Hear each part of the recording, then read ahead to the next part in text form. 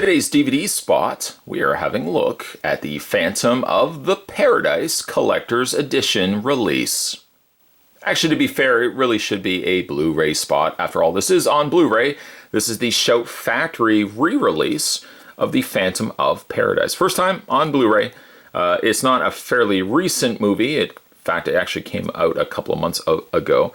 But we want to have a look at this. Certainly I want to have a look at this because this movie, still to this day, is one of my personal favorites. It's a 1974 release from Brian De Palma, one of his more earlier movies.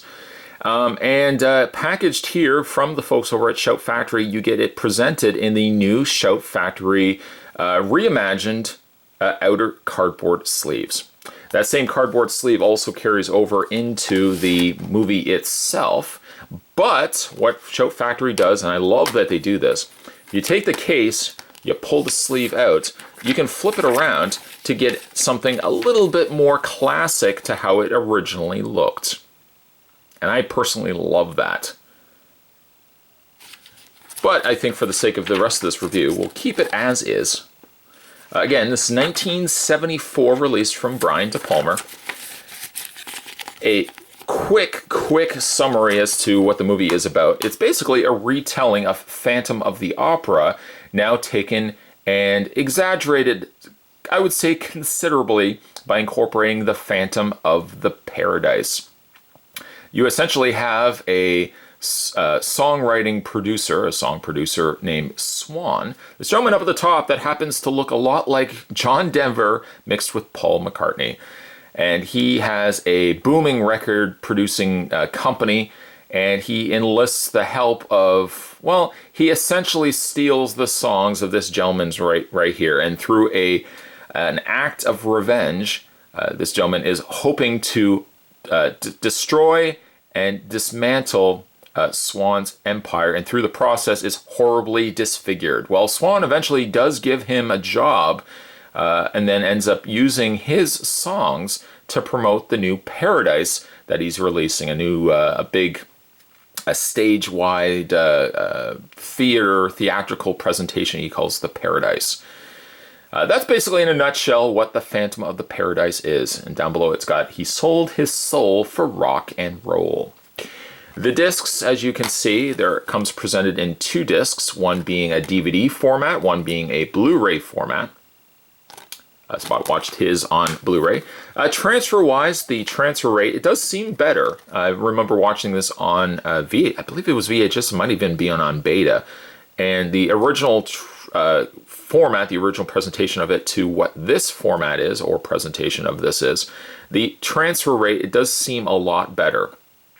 I won't say it's noticeably good where it looks pristine, it looks clear, but you do notice enhancements done to the video quality.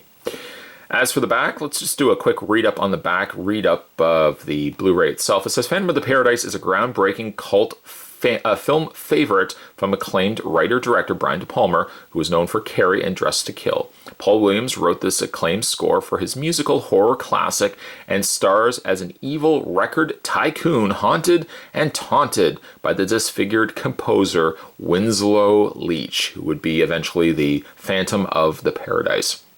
Who he once wronged. Cheered by the Los Angeles Times as a delightful, outrageous, visual triumphant, and also starring Jessica Harper from Suspiria, Shock Treatment, and Garrett Graham from Used Cars, TerraVision, this hilarious send-up of the glam rock era is pure entertainment from beginning to end.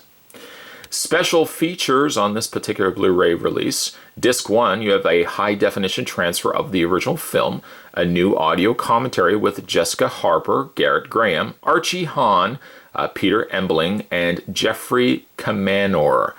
New interviews with director Brian De Palma, Brian Williams, and makeup effects artist Tom Berman. As for Disc 2, you have the DVD, new interviews with producer Edward Pressman and drummer Gary Malaber, a Paradise Regained documentary on the making of the film, interview with Paul Williams, moderated by Guillermo del Toro, interview with costume designer Rosanna Norton, alternate takes, swan song, outage footage, original theatrical trailer, TV, radio spots, and still gallery. So why does Spot like this movie so much? I find this particular movie to be mesmerizing. Normally, I'm not somebody who likes the over-the-top stuff. Like, a good example is if I compared Phantom of the Paradise to Rocky Horror Picture Show. I do not like Rocky Horror Picture Show. As many times as I've tried watching the Rocky Horror Picture Show, I just do not like it. Phantom of the Paradise, however, I find is mesmerizing. It's mesmerizing probably for all the wrong reasons. For example, the main character, the female in the movie, I find the way she dances just to be hypnotic. In fact, if I could coin the entire movie, sum it all up with one word, it would be hypnotic. The way she dances, hypnotic. Swan, just by the look of Swan, I find hypnotic. The way his pants are tucked up to his armpits. And then, of course, you have the Phantom of the Paradise, which I find is an intriguing character. He has, as you can see, it's not quite a motorcycle helmet, but it's one of the props taken from the stage that he uses when he comes in and wants to terrorize the paradise.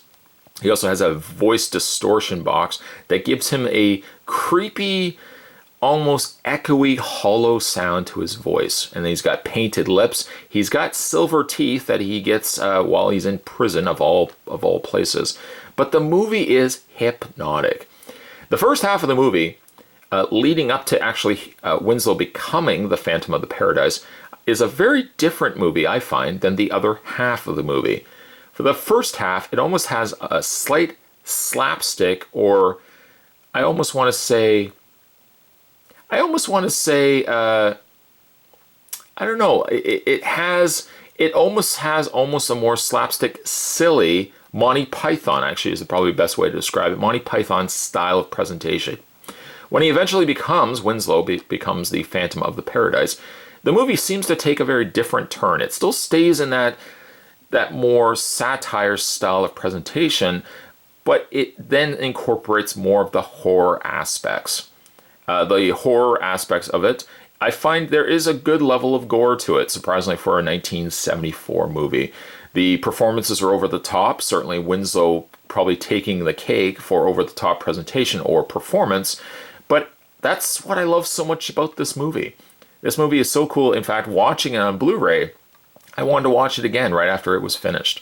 I just can't stop looking at this image of the Phantom of Paradise. It's I know they've released figures of him. I would like to probably eventually get one of those. But he just has such a very cool look to him. The songs in the movie as well are quite good. Ones that I could find myself singing along to. And again, like, it has so much going for it that if you haven't had a chance to watch Phantom of the Paradise, definitely give it a chance.